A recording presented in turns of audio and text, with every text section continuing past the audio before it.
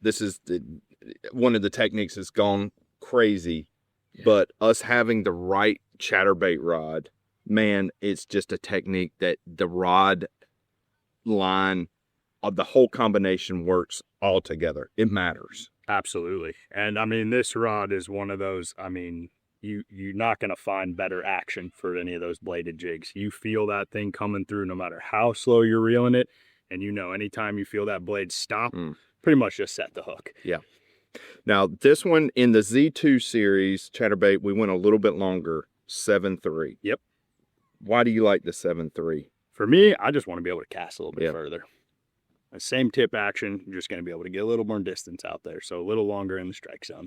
All right, you've mentioned the action of the rod several times. Yep. Why is that so important, and what type of action do you want for a chatterbait rod? Yeah, for the chatterbait, I mean, you have a medium heavy power, which is perfect for all the fish, but really it's that action on the tip. So that mod fast tip really is going to let that blade shake again at a slower speed a lot better. And when you load up on it, it's going to load all the way, drive the hook home. He starts jumping, you're going to keep him buttoned. Yeah, absolutely. One of the things that I like the most about the mod fast is when you know a chatterbait works. It's so violent, right? Yep. There's a lot of action to it that it'll hang up, right? It'll hang up.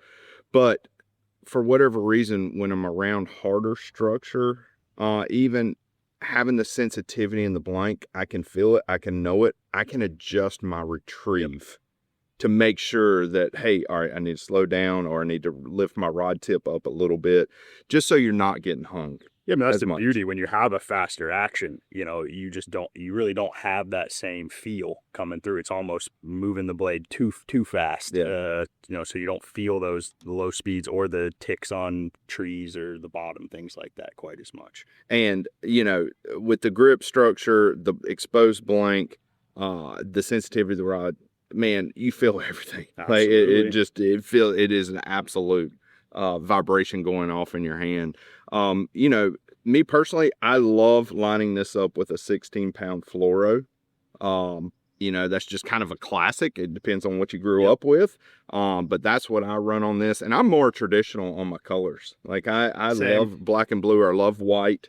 But you've got a couple of other ones here. Yeah, I mean, I like throwing the orange in springtime. Yeah. I seem to get a lot of bites, just kind of, I don't know if it's a crawfish time of year, but other than that, might be cranking, you will try that early. Yep. Okay. Yep. I like throwing at the same time I'd be throwing orange square bill or something like that. Throw those, but you know, the rest of the year I'm same as you. I try to go pretty natural. You know, on the size baits, color matters, but then the size, you know, you got the original. I still throw a lot of original. Yep. Chatterbaits. You know, the jackhammer is becoming incredibly popular. This rod throws that great. You know, I'm a traditionalist. Like I'm a half ounce. Like I keep my colors simple, and I keep my weights pretty simple too. Same. The only time I really do anything different is like late summer, early fall. Scale back to the little bit smaller one. But I still throw it on the same rod. Okay. Cast perfect. Everything fishes just the same. But if I need to scale my bait down, I'll go down a little bit. Usually at the end of the year. But I still use the same rod. And I might scale down if I'm going backwater too. Mm-hmm. You know, if you are on the kayak and you're going a little bit backwater, getting in those rivers, you know, still 3/8. Like I still don't go down too much. Too small, sure. Yeah, that's right.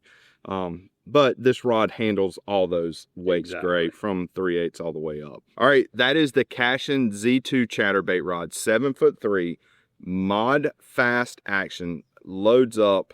You've got, you keep the fish pinned, right? You've got that big hook. You're going to get that hook in them. But the biggest thing is it's got enough give. The fish is going to come up, inhale the bait. It's got some give, or he's going to be able to get it in his mouth. But then you've got that medium heavy backbone to drive the hook home.